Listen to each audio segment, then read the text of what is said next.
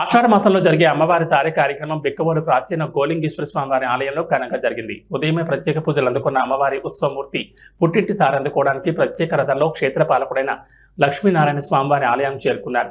పెద్ద సంఖ్యలో భక్తులు పాల్గొని జై నినాదాల మధ్య సారి అందుకున్న అమ్మవారు తిరిగి గోలింగేశ్వర ఆలయానికి చేరుకున్నారు. ఆలయ అర్చకులు భక్తులకు తీర్థ ప్రసాదాలు మిఠాయిలు పంచిపెట్టారు. ఆలయ అర్చకులు కొడమంచిలి సత్యనారాయణ, దేవాదాయ శాఖ అధికారులు పాల్గొన్నారు.